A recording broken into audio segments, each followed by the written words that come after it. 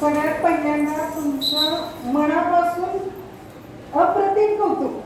अप्रतिम एवढ्यासाठी की आजपर्यंत मी मोठमोठ्या साहित्य संमेलनांमध्ये गेलेले होते, पण तुमचा जो काही चिमुकला आविष्कार बघितला, अक्षरशः अंगावर काही काही प्रसंगाने माझा रोमांच उभे राहिलेले आहेत आणि म्हणून तुमच्यासाठी मी अप्रतिम हा शब्द वापरलेला आहे.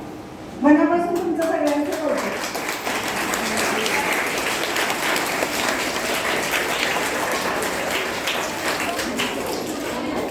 आजच्या या बाल साहित्य संमेलनात तुम्ही मुलांनी अतिशय धिटाईनं कविता, नाटक, एकांकिका, ओव्या, गीत सादर केली. ती खरोखरच कौतुकास्पद होती.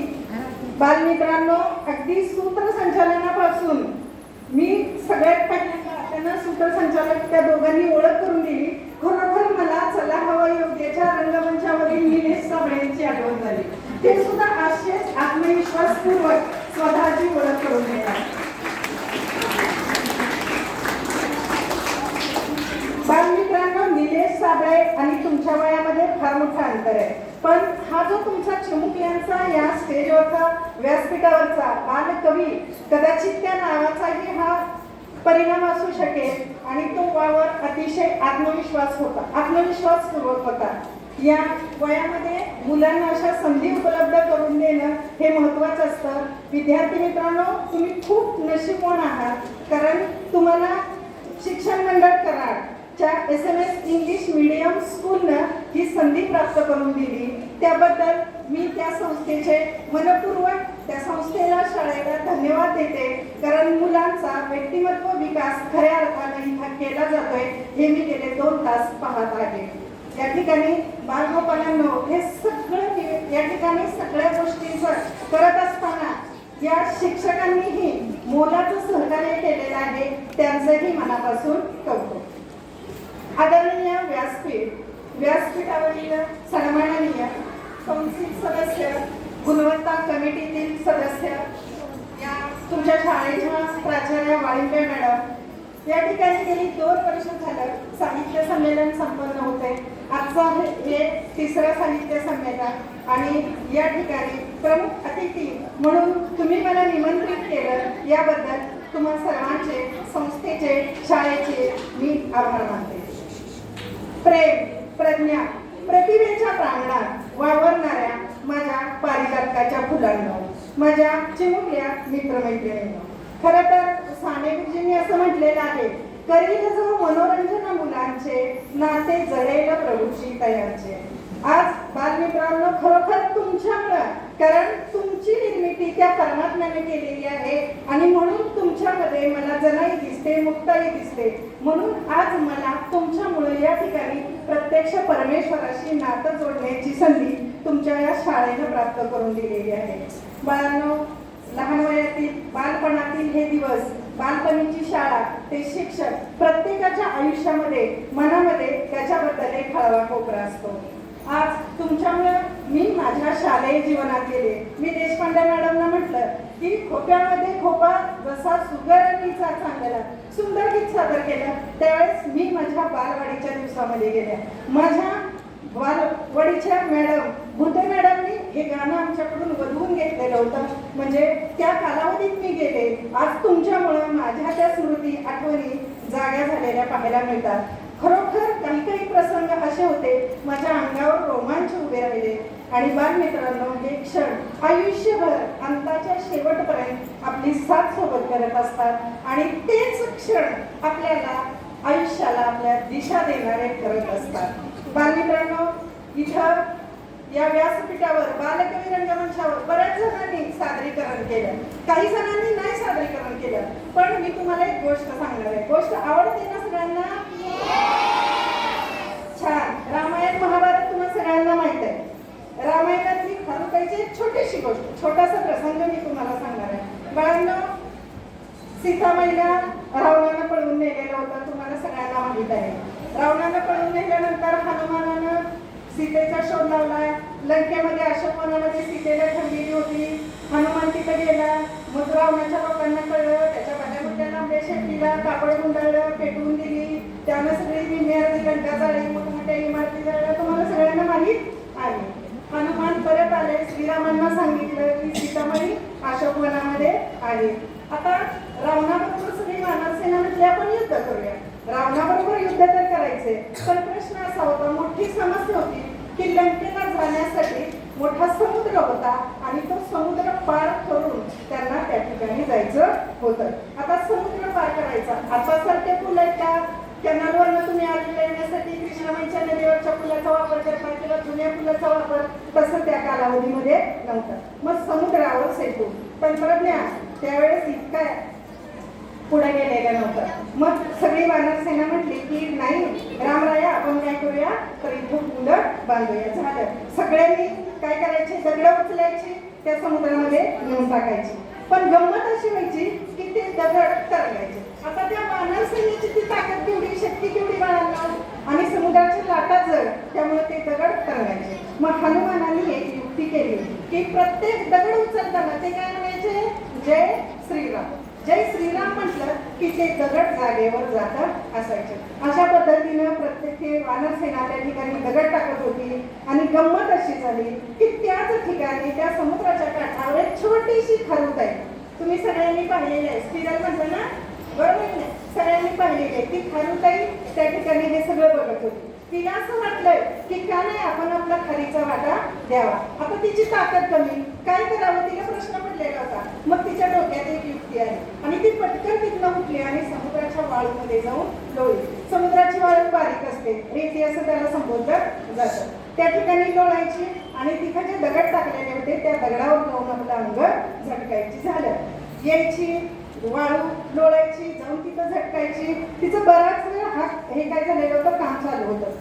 काही वानरांच्या ते लक्षात आलं आणि ते वानर त्यांना एकमेकांच्या फसायला लागले. ह्याची तुम्हाला खारुताईला कळे ना, कारण ती तुमच्यासारखी होती की ही वानर मला का हसते, मोठमोठी ती दगड नेत आहेत, त्यांच्या ताकदीप्रमाणे कुवतीप्रमाणे नेत आहेत, पण मी मात्र नेती, मग का हसताय? लगेच ती म्हणाली, वानर दादा तुम्ही का मला हसताय? त्यावेळेस एक वानर म्हणालं, अगं खारुताई तू इवलीशी, तुझ्या अंगाला चिपटून केवढी नीती येणार आहे, आणि अशाने 10 वर्ष पूल बांधून होईल का, सेतू बांधून होईल का? तिला वाईट वाटलं. नेमके त्याच वेळेस हा प्रसंग बाजूला उभे असणारे श्रीराम पाहत होते. ते पटकन पुढाले, त्यांनी ती खारुताई उचलून आपल्या हातामध्ये घेतली आणि त्या वानर सेनेला ते म्हणाले, अरे तुम्ही तिला का त्रास देता? प्रामाणिकपणे निष्ठेनं श्रद्धेनं ती तिचं काम करते ना. वानरांना आपली चूक समजली. अरे तो सेतू बांधण्यासाठी तेवढी थोडीशी माती का होईना, पण ती तिचं अल्पसं योगदान त्या ठिकाणी देत आहे ना. मग त्यांनी तिची क्षमा मागितली. आता खारुताईला धीर आलेला होता. ती हळूच म्हणती, रामराया माझ्या पाठीवरनं हात फिरवा ना. रामरायांनी अलगद नाजूक हात तिच्या अंगावरनं फिरवला आणि असं म्हणतात की तेव्हापासून तिच्या पाठीवर ज्या रेषा आहे त्या रेषा म्हणजे काय आहे बालमित्रांनो, रामरायांनी दिलेला तो आशीर्वाद आहे. मुलांना एक गोष्ट लक्षात घ्या, बोध काय घ्यायचा, तुम्ही लहान आहात, तुमची शक्ती कमी आहे, पण युक्ती महान असते, तुमच्याकडे लक्षात घ्या. आणि या शक्तीनं युक्तीनं तुम्ही छोटासा जरी हातभार लावला ना तरी महान काम तुमच्याकडून पूर्ण होत असतं. यावर्षी नाही तुम्ही सहभाग घेतला, पुढच्या वर्षी जरूर बाकीच्यांनी सहभाग घ्यावा. कोणतंही काम करत असताना बाळांनो श्रद्धेनं करा, मनापासून करा, एक निष्ठेनं करा. एकदा जंगलाला वनवा लागलेला असतो. वनवा म्हणजे मोठी आग. त्या ठिकाणी वनवा लागल्यानंतर तुम्हाला माहिती आहे झाडांवर पशुपक्ष्यांची घरटी असतात. जंगल मोठी संपत्ती जंगलामध्ये. मग प्रत्येक जण हे केलं पाहिजे, ते केलं पाहिजे, ते केलं पाहिजे, आपली पिकं वाचवली पाहिजे, सगळ्यांची चर्चा. एक चिमणी असते ती पटकन झाडावरून उठते, पिण्यासाठी जो तलाव असतो त्याच्यामध्ये जाते, डुबकी मारते आणि पळत येऊन काय करते, त्या ठिकाणी आपलं जिथं आग लागलेली होती तिथं आपलं अंग झळकते. झालं. जायची यायची तिचं हे काम चालू. पोपट झाडावर बसलेला असतो, तो म्हणतो, अगं चिवताई तुझ्या एवढ्याशा पाण्याने काय त्या ठिकाणी वनवा विझणार आहे का? बने मोठं त्याने हात टेकले वनवा विझवण्यासाठी, आणि तुझ्या त्या पाण्याने काय वनवा विझणार आहे? ती म्हटली, मला माहिती आहे पोपट दादा की माझ्या या थोड्याशा पाण्यानं वनवा विझणार नाही, पण मी वनवा विझवण्यासाठी तर प्रयत्न करते. बाळांनो एक वाक्य तिनं म्हटलं की ज्या वेळेस या आगीचा, या जंगलाच्या आगीचा इतिहास लिहिला जाईल त्यावेळेस त्या इतिहासामध्ये माझं नाव आग विझवणाऱ्यांच्यात असेल, आग लावणाऱ्यांच्यात नसेल, हे मात्र तितकंच नक्की आहे.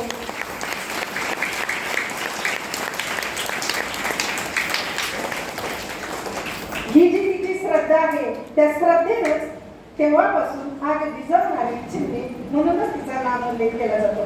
बाळांनो, कलामांचं एक वाक्य आहे की प्रयत्न करा, यश तुमचंच आहे. मी येताना या ठिकाणी तुमची चित्र खूप सुंदर, त्या ठिकाणी तुम्ही छान छान चित्र काढली, पुस्तकं त्या ठिकाणी आहे. बाळांनो, ती वाचा, शिक्षकांना पण घेऊन सोडा, मॅडम मला हे पुस्तक द्या, मॅडम मला ते पुस्तक द्या. माझ्या बालवयामध्ये मला आठवते इयत्ता चौथीत माझ्या वडिलांनी राजा हरिश्चंद्र आणि शिवाजी महाराजांचं पुस्तक मोठ्या आकारानं होतं, पण त्या आख्या पानावर 4च ओळी, पण त्याच्यामध्ये चित्र होती. पण आजही राजा हरिश्चंद्र, तारापती, छत्रपती शिवाजी महाराजांना समर्थ रामदासांनी भेट दिलेल्या गोष्टी की ज्या त्यांना स्वराज्य उभारणीसाठी मदत करणाऱ्या होत्या, त्याचं बाळांनो त्या वाचनातून घडत असतं. आणि म्हणूनच तुम्ही कलामांचं हे वाक्य लक्षात ठेवा, प्रयत्न करा आणि चांगले वाचा. मुलांनो, साहित्य संमेलन आज काळाची गरज झालेली आहे.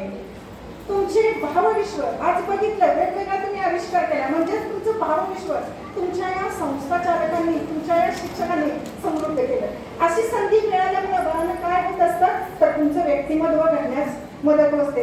आज कोण बालकवी झाल्या, कोण कुसुमाग्रज झाले, कोण सिंधुताई सपकाळ झाल्या. मी जाताना फार मोठं संपत्तीचं गाठोडं इथं घेऊन जाणार आहे. मी माझ्या मुलांना अभिमानानं, कारण 12वीची माझी मुलं आहेत, घडणाऱ्या बिघडणाऱ्या वयातली मुलं, तुम्ही अतिशय निष्पाप निरागस, पण मी त्या मुलांना जाऊन अभिमानानं सांगणार आहे. मी सावरकरांना भेटले, मी सिंधुताई सपकाळांना भेटले, मी गदिमांना भेटले की ज्या गदिमांनी गीत रूपानं रामायण आग्रामध्ये केलेलं आहे.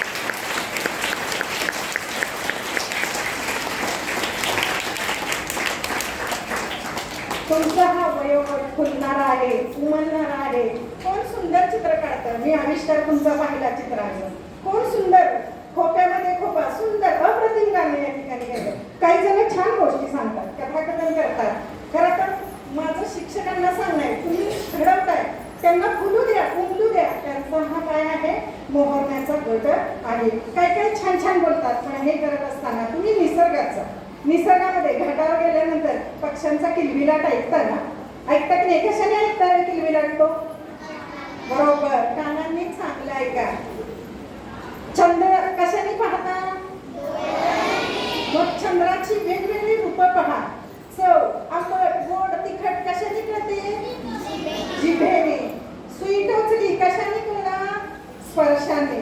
बरोबर की नाही? मग निसर्गामध्ये जाऊन तुम्ही तुमच्या पंचेंद्रियांचा विकास करा.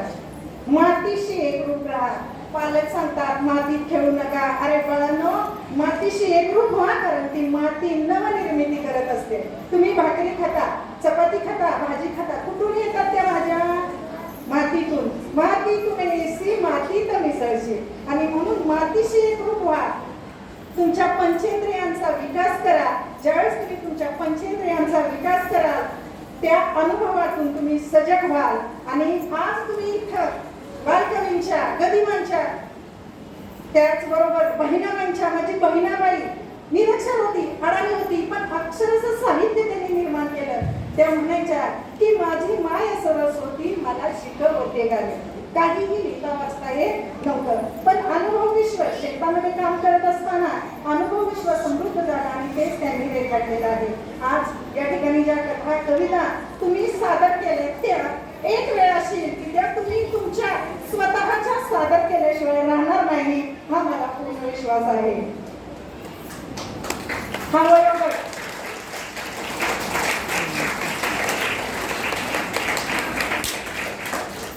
तुमचा, हा वयोगट पाठांतराचा आहे. अरे भगवद्गीतेसारखा, कारण तुमचा इतिहास आहे, संस्थेने इतिहास केलेला आहे भगवद्गीतेमध्ये, ब्रिटिश बुक मध्ये तुम्ही नोंद केलेली आहे. मी पाहिलं की स्वागत गीत म्हणत असताना ठराविक मुलं ती संस्कृत मधलं म्हणत होती, पण त्याच्या बरोबर खाली बसलेली सगळीच मुलं त्या ठिकाणी ते संस्कृत एवढं सोपं नाही. म्हणजेच या वयामध्ये आकलन होत असतं. तुमचा हा पाठांतराचा वयोगट आहे. मुलांनो, शिक्षक मूर्ती घडवत असतो, बरोबर नाही? खरं तर मूर्ती दगडात असते. तो काय करत असतो? नको असलेला भाग काढून टाकत असतो. शिक्षक हेच काम करत असतात, तुमच्यातल्या नको त्या गोष्टी काढतात आणि तुम्हाला त्या ठिकाणी उत्तम रीतीनं घडवत असतात. आणि असेच शिक्षक आयुष्यभर आपल्या लक्षात राहतात. मुलांना आपल्या शिक्षकांना कधीही आयुष्यामध्ये विसरायचं नाही, कारण आई वडिलांनी चिखलाचा गोळा त्यांच्याकडे सुपूर्द केलेला असतो आणि ते तुमच्यासाठी छान छान सुंदर देखणी शिल्प घडवतात, तुम्हाला समृद्ध करत असतात. पाठांतराच्या माध्यमातून ते वक्तृत्वाचा म्हणजेच भाषण कलेचा विकास करतात. पुढे येऊन काही जणांनी भाषण केलं. बाळांनो, इयत्ता 4थीच्या वर्गामध्ये गुरुजींनी सांगितलं उद्याच्याला आपली भाषणाची स्पर्धा आहे. कोण कोण भाग घेणार? त्यांना हात वर केला, त्यांना हात वर केला. बघा, तुमचे सगळ्यांचे हात वर आले. छान, सगळ्यांचे हात वर आले. अभिनंदन, अभिनंदन, तुमचं कौतुक. मुलांनी एका मुलाला हात वर केल्याबरोबर सगळी मुलं हसली. त्याला वाईट वाटलं, हिरमुसला. तरी पण म्हटलं गुरुजी मी उद्या भाषण करणार. झालं. दुसऱ्या दिवशी भाषणाची स्पर्धा सुरू झाली. मुलं बोलायला लागली. हा आला, तो गेला, टाळ्यांचा कडकडाट. आणि ज्याला मुलं हसलेली होती तो मुलगा स्टेजवर आला. बोलायला सुरुवात केल्याबरोबर सगळ्या वर्गामध्ये हास्याची कारंजी होती. तरी तो मुलगा बोलला. त्या ठिकाणी तो मुलगा चोचरा असतो. बाळांनो, आपण त्या ठिकाणी असतो तर म्हटलं असतो नाही मी नाही बोलणार, इथून पुढे मी आयुष्यात कधीही बोलणार नाही. तो बाहेर आला आणि त्यानं मनाशी ठरवलं की मी माझ्या चोचरेपणावर मात करणार. झालं, बाहेर आला. त्यानं रोज आपल्या गालामध्ये 2 गोट्या घालायचा आणि मोठमोठ्यांना त्यानं बोलायचा सराव केला. हे बोलत असताना खूप दिवस त्यानं बोलण्याचा सराव केला बाळांनो. आणि बोलता बोलता आपल्या चोचरेपणावर त्यानं मात केली. खूप छान तो बोलायला लागला. आता बोलण्याची कला अवगत केली. डोंगरावर पळत जायचा, पळत खाली उतरायचा. डोंगरावर चढणं सोपं आहे बाळांनो, पण पळत उतरत असताना शरीराचा तोल सावरणं फार अवघड असतं. तो पळत जायचा, पळत यायचा. पण हे करत असताना तो मोठमोठ्यांदा बोलायचा, कारण लांब पल्लेदार वाक्य आपल्याला बोलता आली पाहिजे, त्याच्यासाठी तो सराव करायचा. झालं, लांब पल्लेदार वाक्य पण त्याला बोलायला यायला लागले. त्याच्यानंतर त्याने काय केलं तर समुद्राच्या काठी जायचा. मोठमोठी वाक्य बोलत असताना दम आटोक्यात ठेवणं गरजेचं असतं. मग समुद्राच्या काठी जायचा. समुद्राच्या त्या लाटांचा आवाज, ज्याला गाज असं संबोधलं जातं, म्हटलं जातं, त्या गाजेमध्ये तो काय करायला लागला, मोठमोठ्यांदा ती वाक्य बोलायला लागला आणि स्वतःची वक्तृत्वाची कला विकसित केली. तो दुसरा तिसरा कुणी नसून सर्व जग वक्तृत्व कलेमध्ये ज्याचं आदराने नाव घेतं ते डेमोस्थेनेस होय. तुम्ही वक्तृत्वासाठी चांगलं ऐका, कारण श्रवण ही ज्ञानाची पहिली पायरी आहे. चांगलं ऐका. आकाशवाणीवर या बालांना नावाचा कार्यक्रम होतो बाळांनो. सुंदर तुमच्यासाठी छोटी छोटी मुलं कीर्तन तिथं सादर करतात. छान. दुसरी एक गोष्ट, पेटी तबला सगळं तुम्ही ऑर्गनाईज केलं मुलांनी. खूप छान कौतुक. त्या ठिकाणी तुमचं खूप कौतुक. तिथं सुद्धा त्या आकाशवाणीवरती मुलं काय करत असतात, हे सगळं सादर करत असतात. ते ऐका, बडबड गीत ऐका.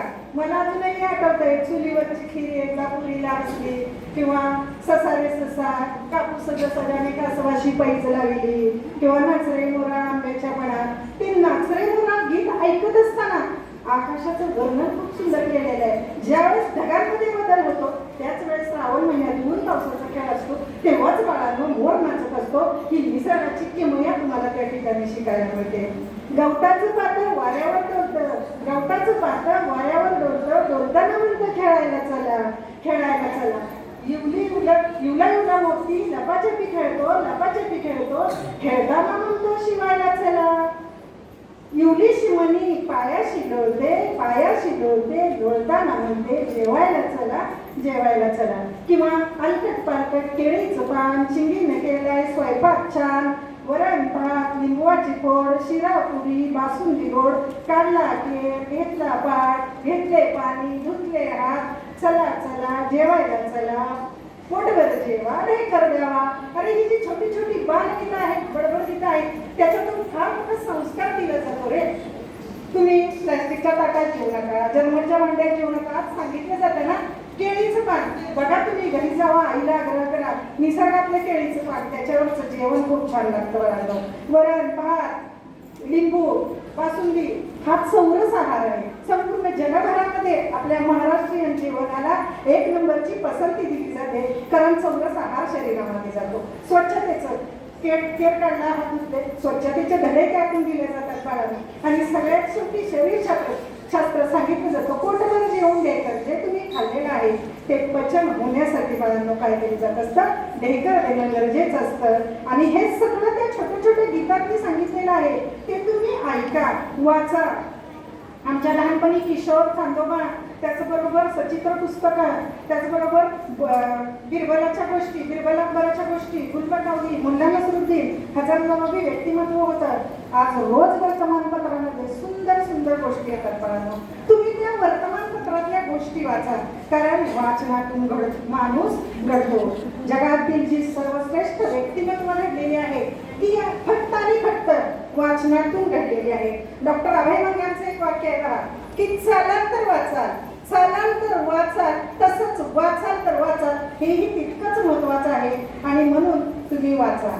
जीवन जगत असताना कायम नम्रता अंगी बाळगा, कारण नम्रता अतिशय महत्वाची आहे. महापुरे झाडे जाती ते लवाळे वाचते. कृष्णा नदीला कोयनेला पूर आलेला तुम्ही पाहिलेला आहे, की ज्या पुरामध्ये मोठमोठी झाडं सहजपणे काय होत असतात, वाहून जात असतात. पण त्या ठिकाणी ते लवाळ नावाचं काठावर जे गवत असतं ते मात्र त्या ठिकाणी तसंच असतं, कारण ज्यावेळेस पूर येतो त्यावेळेस ती झाडं वाकतात बाळांनो. आणि वाकल्यामुळं दुसऱ्या दिवशी पूर ओसरल्यावरती ताक मानेनं उभी राहत असतात. आणि म्हणून तुम्ही कायम नम्रता अंगी बाळगा. लक्षात घ्या, एक थोडंसंच बाळांनो, एक 5 मिनिटं लक्षात घ्या. जिजाऊंनी बालवयामध्ये रामकृष्णांच्या गोष्टी सांगितल्यामुळं शिवाजी महाराज हिंदवी स्वराज्य स्थापन करू शकले.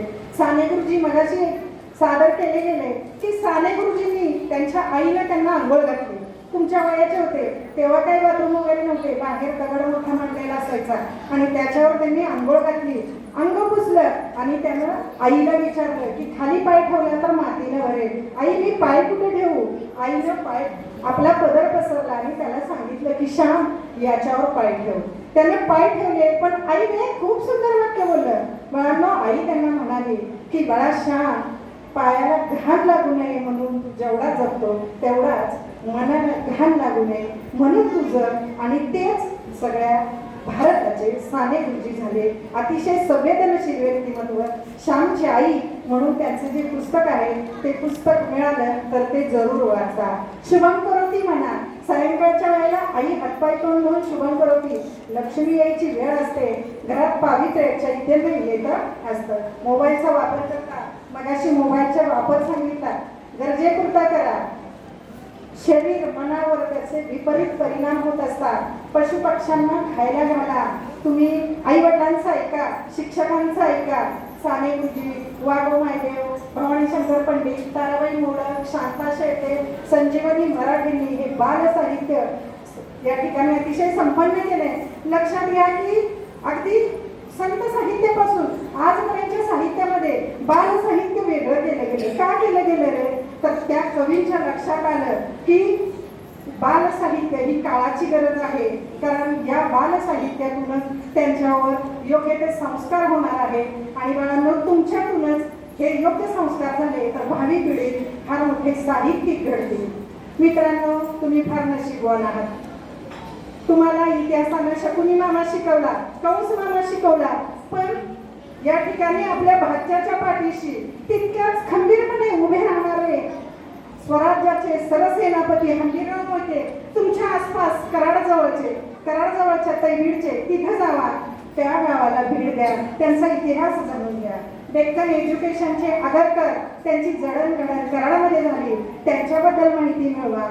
कृष्णा कोयनेच्या संगमतीरी चिरण जरा घेणारे स्वर्गीय यशवंतराव चव्हाण, देशाचे संरक्षण मंत्री, स्वतंत्र महाराष्ट्राचे पहिले मुख्यमंत्री, महान साहित्यिक यांच्या कुशीमध्ये तुमची जडणघडण होत आहे, त्यांच्या सानिध्यात तुमची जडणघडण होत आहे. याच्यापेक्षा अभिमानास्पद दुसरं काहीही नाही. या ठिकाणी आपण मला बोलावलं. विद्यार्थी मित्रांनो, तुम्ही गेले 3 तास जवळजवळ शांतपणानं सगळं ऐकत आहात. तुमचं मनापासून कौतुक. या ठिकाणी माझ्याकडून चुकून आणि एक राहिलं व्यक्तिमत्व की राष्ट्रीय पुरस्कार प्राप्त राघव प्रभूने, की जे तुमच्या संस्थेचा एक घटक होते, त्यांचाही इतिहास तुम्ही मित्रांनो जाणून घ्या. या ठिकाणी माझ्याकडून जर चुकून ओघात एखादा वाईट वेळावता शब्द गेला असेल तर मला क्षमा करा आणि मी फार मोठा गाठोडा इथून घेऊन जाते. माझ्या आयुष्यातला सुवर्णाक्षरांनी लिहून ठेवावा असा क्षण विद्यार्थी मित्रांनो टिळक संस्थेनं मला दिला त्याबद्दल धन्यवाद. आभार. जय हिंद, जय महाराष्ट्र.